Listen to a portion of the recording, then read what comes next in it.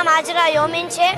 આપણે મોટા Varachha VIP circle પાછળ મૂન ગાર્ડન આવેલું છે, ત્યાં રામ લખનની સેવા ચાલી રહી છે।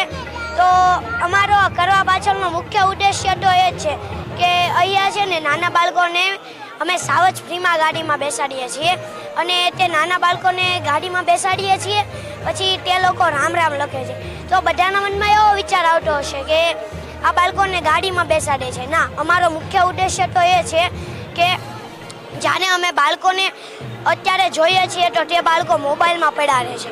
નાના બાળકો રડતા હોય તો મોબાઈલ આપીએ તો શાંત થઈ જાય, જમતા ન હોય મોબાઈલ આપીએ તો જમવા માંડે, તે અમે જોઈ શકતા નથી। એટલે અમારો વિચાર એવો છે કે અમે આખી વિશ્વને અમારા પરિવાર સમાન માનીએ છીએ। એટલે અમે એવું વિચાર્યું કે નાના બાળકો તથા યુવાનીના લોકો બધાને અમે ભગવાનના નામ તરફ એટલે આપણી સંસ્કૃતિ તરફ વાળીએ।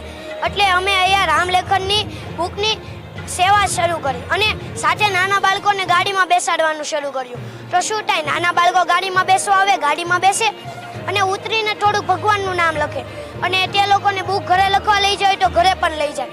ઘણાના મમ્મી પપ્પા તો ના પાડતા હોય કે બધા બુક નથી લેવી, પણ તેનો બાળક પરાણે બુક લે છે, તે અમારા માટે ખૂબ જ સારું છે। અને બાળક સામેથી ભગવાનનું નામ જપે તો તેને આપણે ભગવાનનું નામ તો જપવા જ દેવું જોઈએ, એટલે તે બુક લઈ જાય છે। અને જ્યારે તે બુક દેવા પાછા આવે છે તો તેના મમ્મી પપ્પા અમને કહેતા હોય છે કે અમારું બાળક જ્યારે મોબાઈલ રમતું હતું, ટીવી જોતું હતું, તે સમયમાં ભગવાનનું નામ લખવા માંડ્યું। તો તમે ચિંતન કરો કે શું ભગવાનનું નામ લખવું સારું નથી?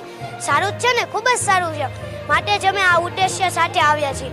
અને અત્યારે તો અમે અહીંયા આવ્યા છીએ તો 15 થી 25 વર્ષની ઉંમરના લોકો એટલે કે યુવાની વર્ષના લોકો, જ્યાં 100માંથી 1 જણો પણ ભગવાનનું નામ લખવા નથી બેસતા, તે મારા માટે ખૂબ જ દુઃખની વાત છે।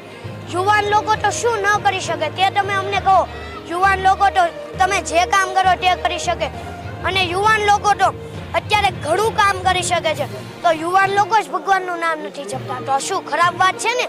માટે જ અમે બધાને વિનંતી કરીએ છીએ કે ભગવાનનું નામ જપો।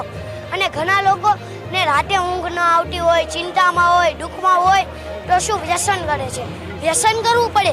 આના માટે તો મારી એટલી જ વિનંતી છે કે થોડુંક ભગવાનનું નામ જપો, તમારી ચિંતા આવતી હશે તે પણ દૂર થઈ જશે, દુઃખ પણ દૂર થઈ જશે અને રાતે નીંદર નહીં આવતી હોય તે પણ દૂર થઈ જશે।